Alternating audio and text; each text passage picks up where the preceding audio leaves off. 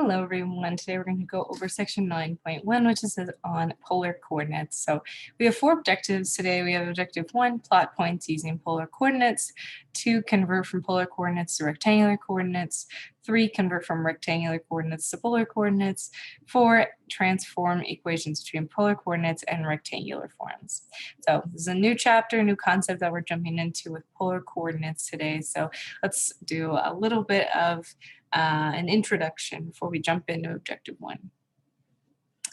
So previously, or throughout our summer session here, we've been using a rectangular coordinate system, which you may know as like the XY plane. It's just what we normally use. And now we're going to describe another system. This is going to be called polar coordinates. So in a polar coordinate system, we select a point, which we then call the pole, and then a ray with a vertex at the pole extending away from the pole. We call that the polar axis. So if we look at our image here, we see we have this picture. Our pole is at the cross section between X and Y axis, and then our polar axis is extending through our positive X axis there. So if we compare this to the rectangular coordinate system, we see that the pole corresponds to the origin and the polar axis corresponds to the polar x-axis. So we see this is the pole, and then this will be the polar axis. So we can see their relation with our rectangular coordinate system. All right, so objective 1, we want to plot points using our polar coordinates. So point P in polar coordinates is represented by an ordered pair r theta of numbers. So now instead of having x, y ordered pairs, you're going to have r theta ordered pairs. If r is greater than 0, so if r is positive, then r is the distance of the point from the pole. Then theta is an angle in degrees or radians formed by the polar axis and a ray from the pole through the point. So wherever you have your polar axis, and then if you have another ray extending where maybe you have that r value, or extending away r length from your polar axis and your pole, your theta is going to be that angle in between.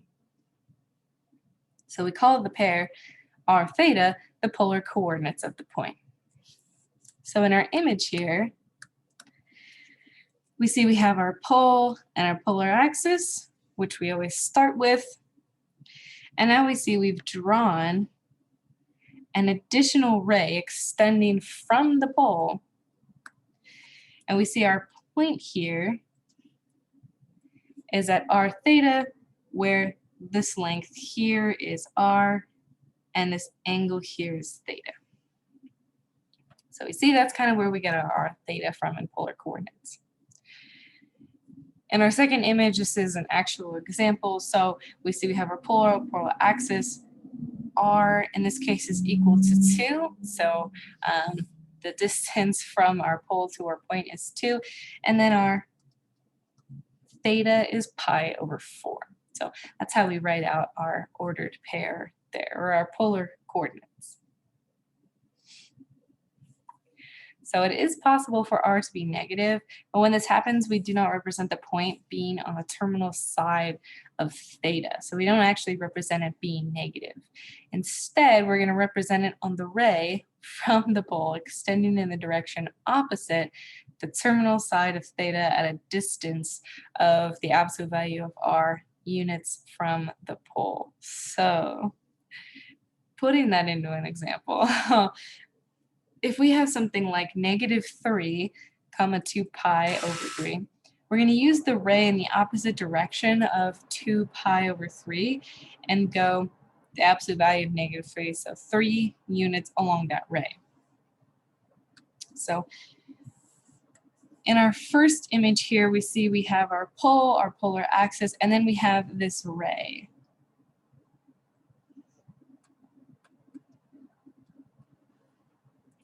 And this ray is going to be theta degrees away from the polar axis. And our distance here with our r is now in the opposite direction. So we've drawn out a ray in the non-terminal side for like if R was positive, we draw out that ray with the right angle measurement, and then instead of putting your distance on that ray, you just follow that ray in the opposite direction, and then you go that amount of distance in the opposite direction. That's how you're going to represent that value if R is negative. So for an example, in our other image here, we have our polar axis. We're going 2 pi over 3, that's our angle, and we see we've now instead gone 3 units in the opposite direction, which corresponds to a negative 3 comma 2 pi over 3. So if R does happen to be negative, just remember that you are drawing a ray as if it were positive, and then you're just going in the opposite direction for that same amount of units. All right, for example 1, we want to plot the polar coordinates 2 comma pi over 4 and negative 2 comma pi over 4. So what we see here is that we have the positive and negative versions of R. So what we're going to do in this example is we're going to go ahead and we're going to start with 2 comma pi over 4. So if we start with 2 comma pi over 4, we know that theta is equal to pi over 4, and R is going to be equal to 2. So let's go ahead and draw out our line. So let's say it's going to go about there. We'll put our point right here. So our point P is 2 comma pi over 4. We're going to state that this angle is going to be pi over 4.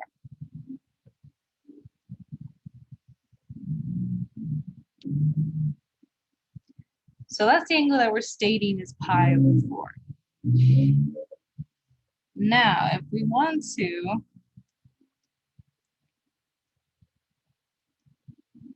draw out negative 2 pi over 4, we will continue this array in the opposite direction,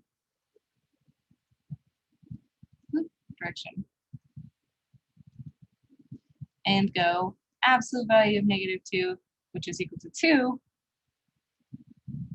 units along that ray. So if we're drawing our opposite ray here, and we'll put it in orange.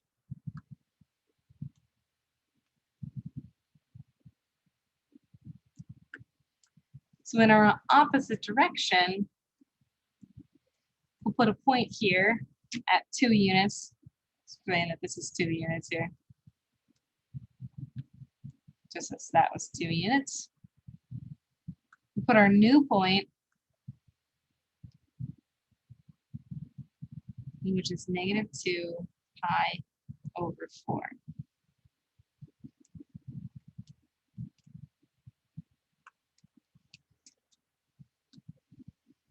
So we use our angle measurement as if our value of R was positive in order to plot our other point when R was negative.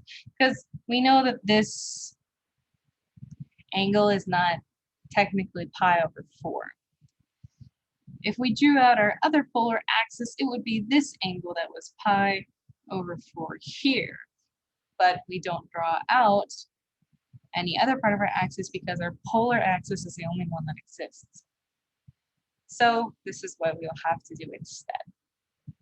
So those are the keys there when you're trying to plot out a value where R is going to be negative.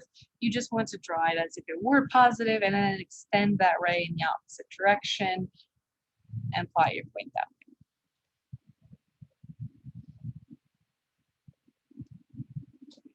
All right, for example 2, we want to plot the point P with polar coordinates 3, comma, pi over 6.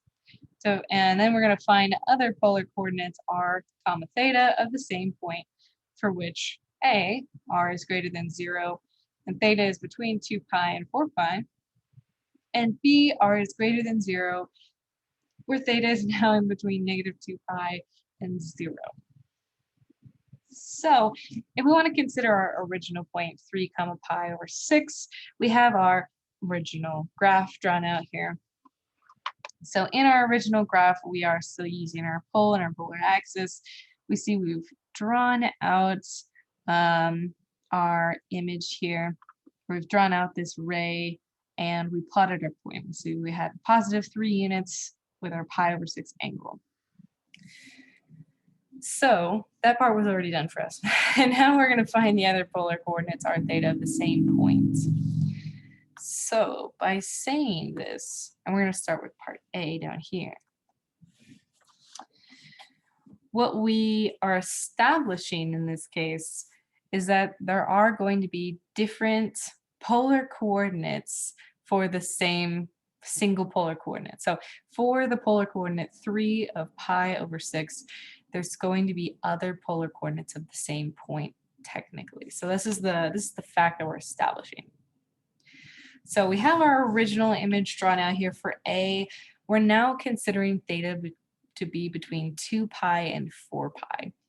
This means that originally we know that theta is between 0 and 2 pi, so we're increasing our range here to be between an additional 2 pi. So if we're increasing by an additional 2 pi, this means that now we're adding a revolution. So for part A, first thing we're going to add 1 revolution, which remember was 2 pi radians.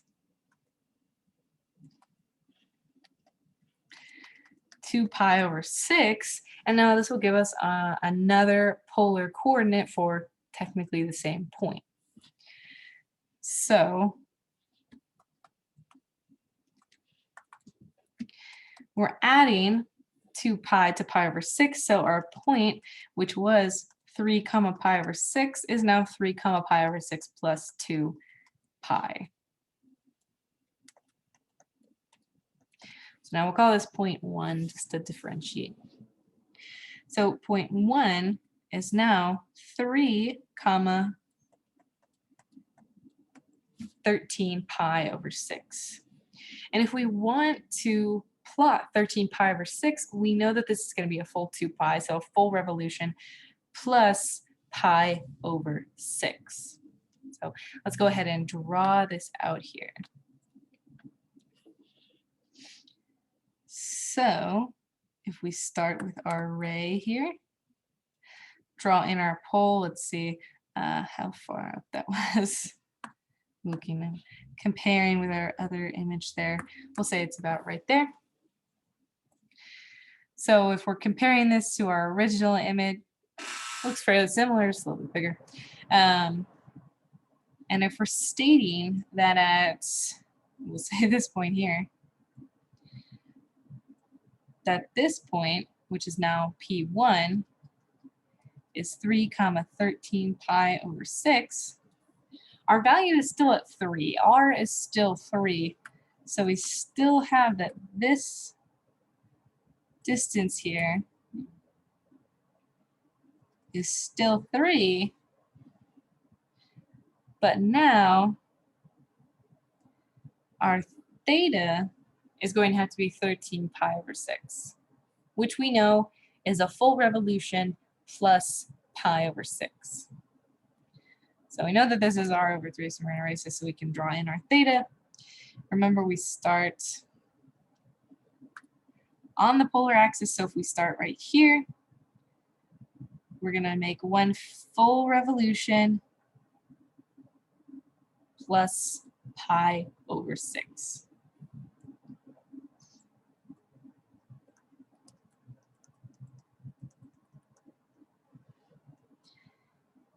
Because we know that right here, This is 1 revolution, which is 2 pi plus pi over 6. So that's how we ended up getting this additional point that corresponds to our original polar coordinate of 3 comma pi over 6. We see that when we graph it, it is going to be in the same position. It's just now we've represented going around in 1 full revolution. So let's move on to B. So for B, we have r is greater than 0, where theta is now between -2 pi and 0. So before we know that our theta is between 0 and 2 pi, so now we've shifted 1 revolution backwards. So where previously we shifted 1 revolution in the positive direction, now we shifted 1 revolution in the backwards direction. So now what we're going to do is we're going to subtract 1 revolution from pi over 6 and do the same thing. So subtract 1 revolution, ReV, or 2 pi rad for radians, from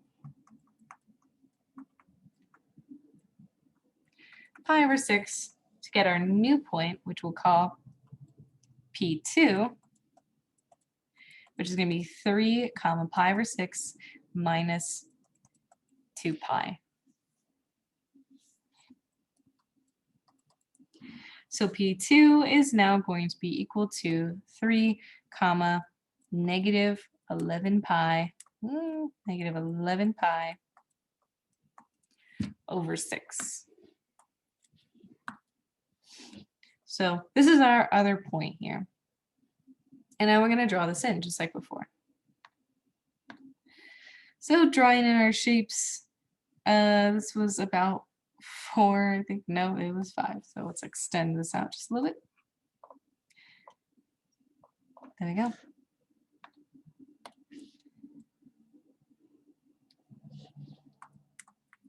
So now we have this image here, which let's actually pull this down just a little bit. Right about there. There we go. So we're saying at this point here, this is going to now be P2, which is equal to 3 comma negative 11 pi over 6. So our point is still 3, so we still have our value of r being equal to 3. But now theta needs to go in the opposite direction. So normally we would write theta going around in this direction.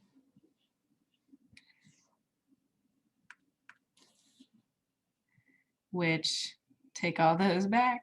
There we go. So now if we look too far. There we go. So now we're going to go in the opposite direction to represent going backwards. So instead of going this way, we'll now go around this direction. And negative pi, or negative 11 pi over 6, that's not a negative revolution, so we're not even making 1 full revolution around in the opposite direction. So drawing this out, here we get theta is equal to negative 11 pi over 6.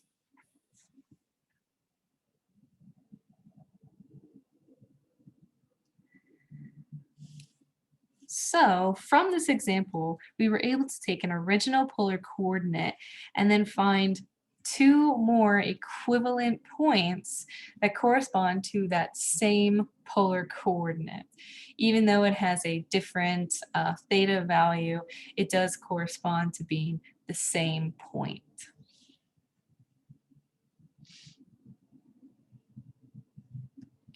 So what we can say about that is that from this example, we get a major difference between the rectangular and polar coordinates. So a point has exactly 1 pair of rectangular coordinates. So previously, when working with our rectangular coordinates, we know that a point is just 1 pair.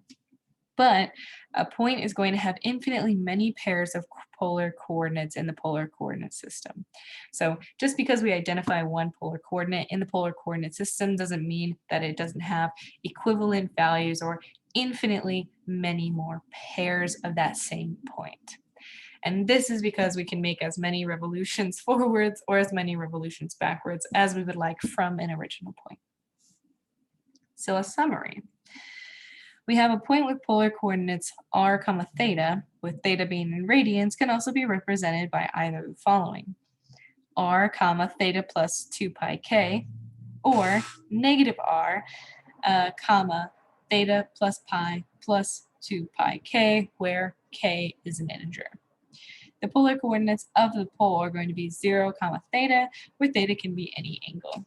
So the difference here that we're going to see is that if we want to do the example that we just did, but if we had r being negative, then we would add pi plus another 2 pi k to that original power of theta. So that's how you would change it if you had a negative r value. So there's a slight difference with a negative r value versus a positive r value, but it's just that extra addition of pi.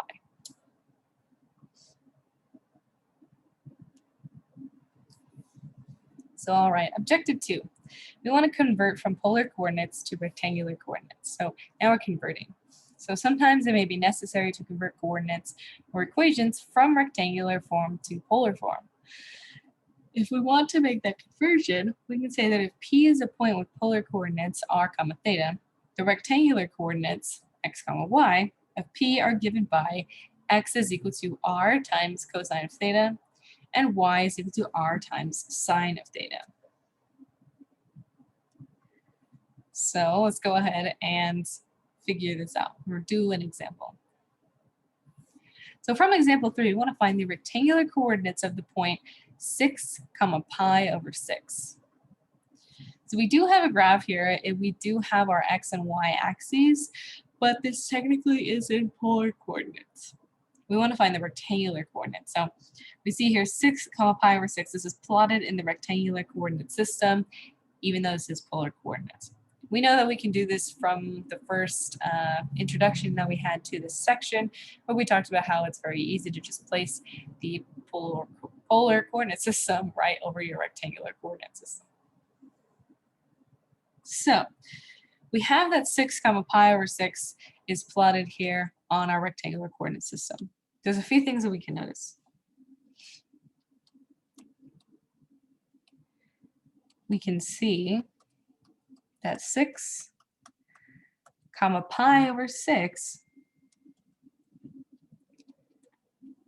is plotted in quadrant 1.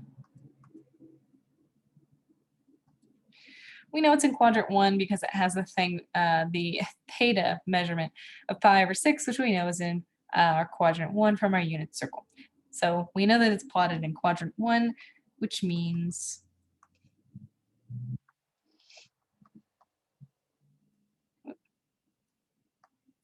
x and y are positive. If our polar coordinate was plotted in a different coordinate system, then we would have to take into account whether x or y would be negative. So now we can substitute r equals 6 and theta equal to pi over 6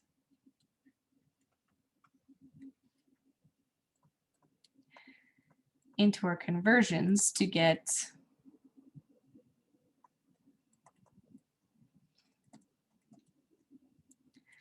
x and y. So from our conversion, we get that x is equal to r cosine theta and y is equal to r sine theta. So if we want to find x, which is equal to r cosine theta, this is going to be equal to 6 times cosine of pi over 6, which cosine of pi over 6 is going to be equal to the square root of 3 over 2. So 6 times the square root of 3 over 2 is going to give us 3 times the square root of 3. So x is equal to 3 times the square root of 3. Then y, which we know is r times sine of theta, is equal to 6 times sine of pi over 6, which is then going to be equal to 6 times 1/2, which is 3. So we get that y is equal to 3. So we've now found our values of x and y that correspond to our polar coordinate 6 comma pi over 6. So now we can say, thus, the rectangular coordinates of 6 pi over 6 are 3 times the square root of 3, comma 3, x comma y, which lies in coordinate 1 as expected. We expect this 3 times the square root of 3 is positive, same with the value y of 3, so this point lies in quadrant 1, which we guessed from the beginning since we said that our polar coordinate lied in quadrant 1 as well. So there we have it. That was our problem there. So I was converting from polar coordinates to rectangular coordinates. So really all we did in this case, we made a few identifications. We saw that our point was plotted in quadrant 1. That made x and y positive. And then we used our straight conversions there to find x and y.